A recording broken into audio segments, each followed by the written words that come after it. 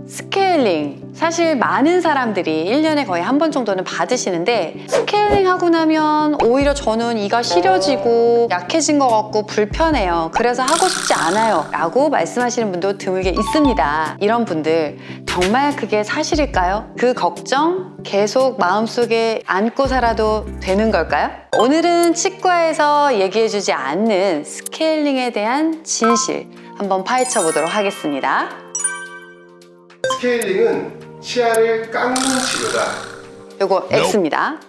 스케일링 하는 기계를 이제 스케일러라고 하는데, 이 스케일러라는 거는요 아주 미세하게 진동을 주는 거예요. 그래서 쇠로 된 팁 끝에 초음파로 이제 진동을 주게 됩니다. 이렇게 진동을 주게 되면 단단한 치석이 그 떨림에 의해서 치아에 붙어있던 게 떨어져 나오는 거예요. 그런데 그 진동이 사실은 치아에도 어느 정도 전달이 되다 보니까 내 치아를 깎는 것 같은 느낌이 난다라고 하시는데, 사실 논문에도 이런 스케일링이 범낭지를 마모시키지 않는다라고 하는 연구 결과들이 있습니다. 따라서 이 스케일링 자체가 내 치아를 깎는다라고 생각하는 건 오해이시고요. 스케일링은 미세한 진동을 줘서 단단한 치석만 떨궈내는 것입니다.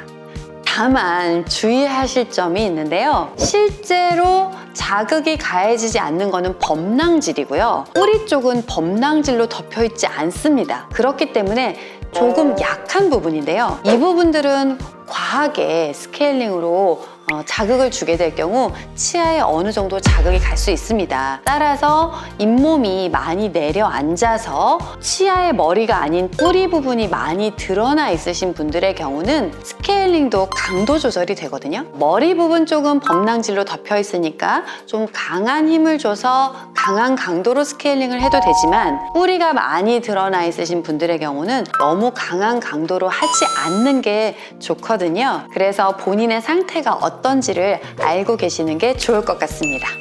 스케일링 후 시린 이유는 치아가 약해져서다. 이게 사실은 제일 질문을 많이 하시는 부분이에요. 그런데 답은 X입니다. 네. 스케일링을 해서 내 치아가 약해져서 시리다, 이렇게 말씀하시는 경우가 있는데, 사실 스케일링 자체로 치아가 약해질 수는 없습니다. 치석이 뭐냐면요, 사실은 그냥 세균 덩어리예요. 이 치석에서는 세균들이 번식하면서 많은 염증 물질들을 배출하게 되는데, 그 염증 물질들로 인해서 점점점 밑에 뼈는 내려앉고 잇몸엔 염증이 생기게 됩니다. 그런데 이 치석이 또 나쁜 게 뭐냐면, 염증을 일으켜서 자꾸 잇몸도 내리고 피해를 주면서 피해가 생긴 뿌리 부분을 자기가 덮어주고 있어요. 그러니까 치석 자체가 뭔가 덮어져 있으니까 보호막인 것처럼 붙어 있는 거죠. 그래서 환자 입장에서는 내가 여기가 시리다라는 걸 인지하지 못하고 지내게 됩니다. 그런데 이렇게 보호막인 척하는 치석을 떼어내니까 치아 입장에서는 갑자기 보호막이 사라진 것처럼 느껴지잖아요. 그렇다 보니까 찬물 먹었더니 그전엔 안 시렸는데 스케일링하고 나서 시려졌어 라고 말씀하시는데, 사실은 이미 치석이 잇몸뼈를 주저앉히고 잇몸 자체를 주저앉힌 상태에서 본인이 보호막인 척 하고 있다가 그게 떨어져 나가서 생기는 현상입니다. 그리고 이런 경우에는 거의 대부분은 시간이 지나서 좋아지기 때문에 크게 염려하지 않으셔도 되고, 오히려 그 상태로 방치하시게 되면 치아를 뽑아야 되는 그런 상태까지 가기 때문에 그 상태까지 가지 않도록 미리미리 치석을 제거하는 게 가장 좋은 방법이고 현명한 선택이 되겠습니다. 치석을 방치하면 진짜로 치아가 약해진다. 네, 이건 정답입니다. 네, 치석은 치아를 잡아먹는 이제 그런 나쁜 아이라고 생각하면 됩니다. 치석을 그대로 두게 되면 치석은 점점 커져요. 자기 혼자 커지는 게 아니라 남의 공간을 침범하면서 커지거든요. 그 침범하는 공간이 우리 잇몸 속입니다. 잇몸 속 공간을 침범하면서 점점 커지게 되고 자기가 마치 보호막인 것처럼 하고 있게 되는데, 그 상태로 두게 되면 치석이 계속 자라 들어가서 뿌리 끝까지 자라게 들어가게 되고, 그 상태가 되면 그냥 치아를 뽑을 수밖에 없는, 그 어떤 다른 선택의 여지도 없는 상태가 되거든요. 그래서 그 정도로 되기 전에, 치석이 커지기 전에 조금 생겼을 때 제거하고 조금 생겼을 때 제거하고, 이게 가장 좋은 방법입니다. 스케일링은 잇몸을 건강한 상태로 되돌리는 치료다. 이거는 조금 애매한 부분이 있어서 제가 삼각형으로 답을 하도록 하겠습니다. 스케일링이라고 하는 거는요, 잇몸 치료하고는 조금 구별을 하셔야 되는데, 스케일링이라고 하는 거는 눈에 보이는 치석을 제거하는 것을 스케일링이라고 합니다. 그런데 치석은 처음에는 눈에 보이는 곳에 생기는데 시간이 지나면 지날수록 잇몸 안쪽으로 파고 들어가서 보이지 않는 치석이 되거든요. 그런데 스케일링은 보이는 치석만 제거하는 거기 때문에 잇몸 안쪽으로 파고 들어간 보이지 않는 치석은 제거하기가 어렵습니다. 초기의 잇몸 염증 상태라면 보이는 치석만 제거하는 것만으로도 충분히 좋은 효과를 낼 수 있는데, 이미 보이지 않는 치석이 깊숙하게 자리를 잡은 상태라면 단순히 스케일링만으로는 잇몸을 건강한 상태로 되돌리긴 좀 어려워요. 그래서 이런 경우에는 추가적인 잇몸 치료가 필요한데요. 사실 잇몸 치료 받는 거 좀 힘들거든요. 마취도 해야 되고 또 긁어내는 과정도 쉽지 않다 보니까 꽤 힘든 치료가 되는데요. 이런 상태가 되기 전에 잇몸 치료를 하지 않아도 되는 상태에서 스케일링을 미리미리 받으시는 게 가장 좋겠죠. 스케일링 할 때 피가 나는 이유는 치아 때문이다. 이거는 X입니다.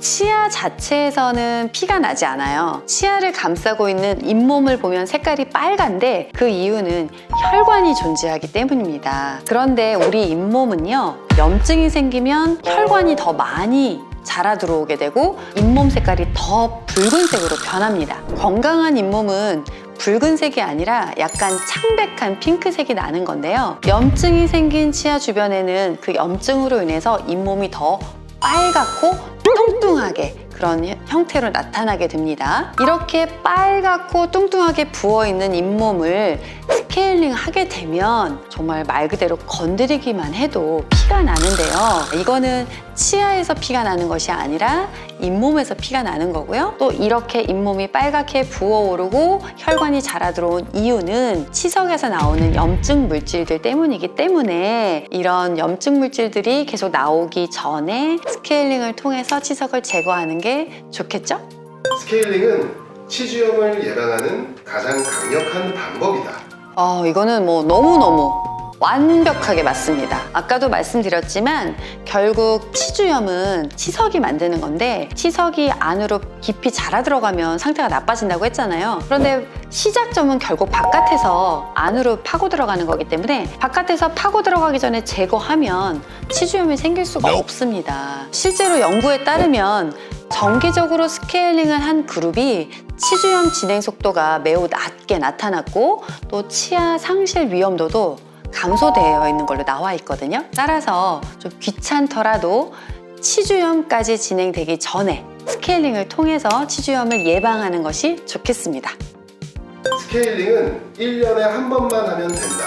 이것도 제가 삼각형. 우리가 손톱 자라는 속도가 다르고 어떤 사람은 또 머리 자르러 이발하러 가는 주기도 사람마다 다르잖아요. 좀 비슷한 면이 있는데 사실 치석이 잘 끼는 사람이 있고 잘 끼지 않는 사람이 있습니다. 물론 양치 횟수랑도 연관이 있긴 한데 그 외에 다른 원인에 의해서도 치석이 많이 끼는 사람들이 있어요. 간혹 선생님 저는 하루에 양치 진짜 10번씩 하는데 왜 이렇게 치석이 많이 껴요? 너무 억울해요.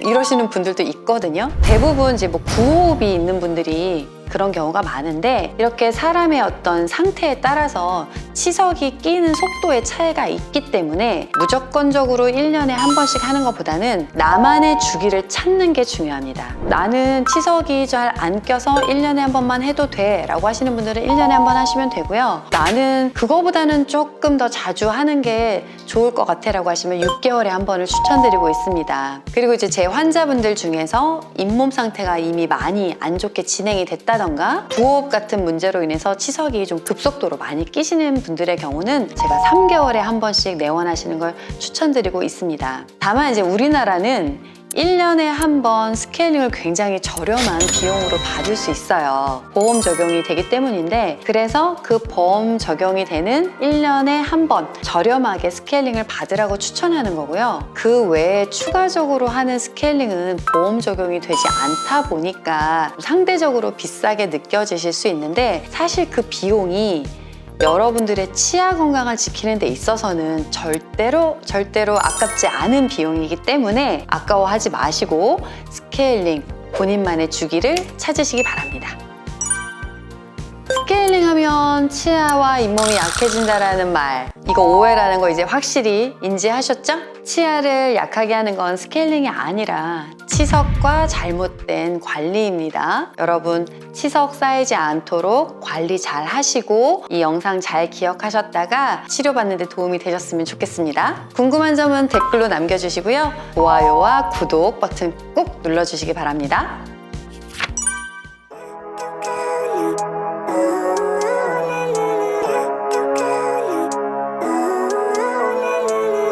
Living life, every day, late at night, not okay. All I want, and I pray, all I need are some better days. Fuck me, I'm looking in the mirror, so foggy, but I've never seen